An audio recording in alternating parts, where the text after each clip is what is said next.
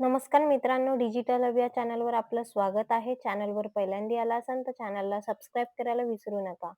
R-T-E 2026 मध्ये 25% आरक्षणामध्ये 2 महत्त्वाचे बदल करण्यात आलेले आहे. तर तुम्ही ते नक्की जाणून घ्या आणि ते जाणणे गरजेचे पण आहे.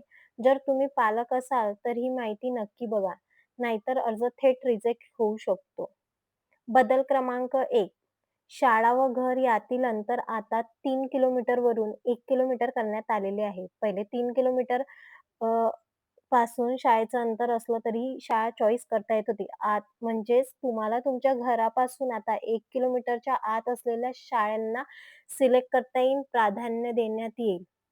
आणि अर्ज करण्याच्या पूर्वी तुमचा पत्ता आणि शाळेचं अंतर नीट तपासा.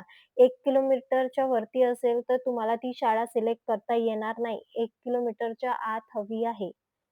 दुसरा बदल म्हणजे तो खूप महत्त्वाचा बदल आहे.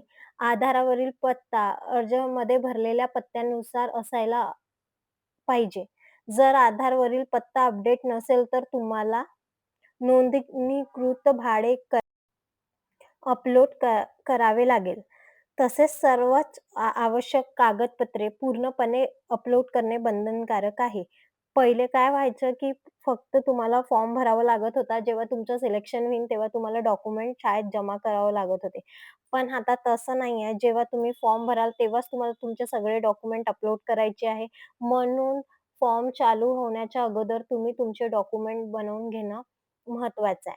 महत्त्वाची सूचना अशी आहे, चुकीची माहिती किंवा अपूर्ण कागदपत्रामुळे अर्ज नाकारला जाऊ शकतो. म्हणून पालकांनी आधीच कागदपत्रे तयार करावीत. मी यात तुम्हाला जी-आरची कॉपी पण लावून देत आहे.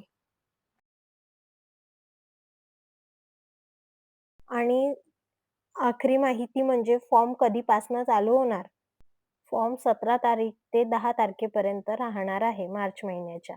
त्यानंतर ही माहिती उपयुक्त वाटली असेल तर व्हिडिओला लाईक करा आणि अशाच महत्त्वाच्या अपडेटसाठी चॅनलला सबस्क्राईब करायला विसरू नका.